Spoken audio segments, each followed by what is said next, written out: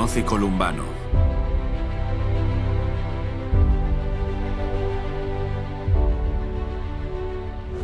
Dinoz fue una figura heroica que vivió en el siglo V y VI después de Cristo. Fue el líder de la cristiandad en Inglaterra y Gales en los comienzos de la profecía de los 1260 años, en el año 538.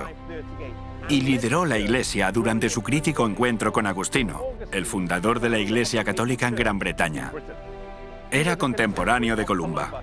De él había recibido su preparación aquí en Bangor-on-Dee, Gales. Fundó un instituto de formación y fue clave para que este país fuera una fuerza poderosa de la verdad que resistirá a los avances de Roma durante siglos.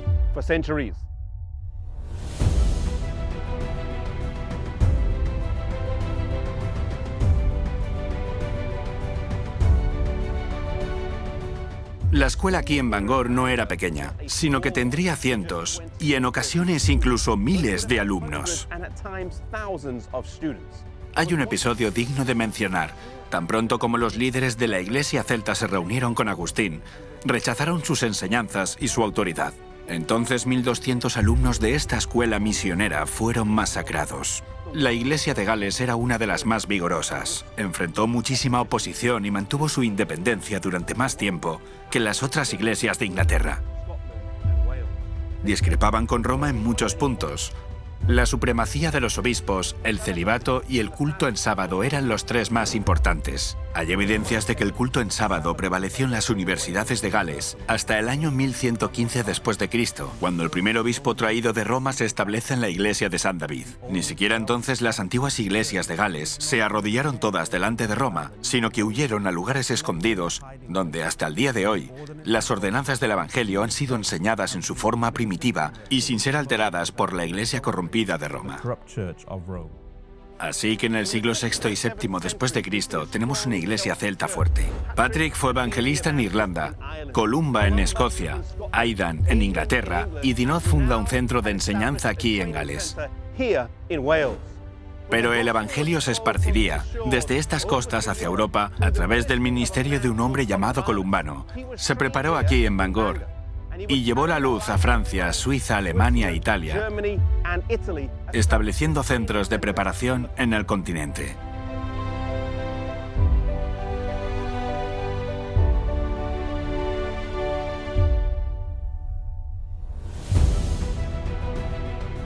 El primer país donde establece un centro de formación fue Francia, aquí, junto a otros 13 que vinieron con él. Estos misioneros celtas pasaron sus vidas leyendo sus escrituras y enseñando a los demás. Ya no era necesario que los jóvenes de esta tierra tuvieran que viajar a Irlanda, a Escocia y Gales para recibir preparación. En Europa mismo podrían recibir educación de alto nivel.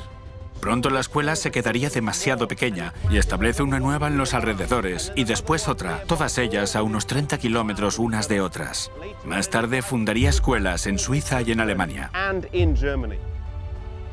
Aún en sus últimos años, a los 70, no redujo su actividad. Se establece en Italia, donde es recibido con júbilo, y salen a relucir las similitudes entre la fe de la iglesia celta y la de los valdenses, de forma que conecta fácilmente con los creyentes de la región. Rechaza disfrutar de una jubilación apacible y le pide al rey otro lugar para establecer un centro más. En la localidad de Bobbio se le concedieron las ruinas de una iglesia en la que se establece una escuela y una biblioteca.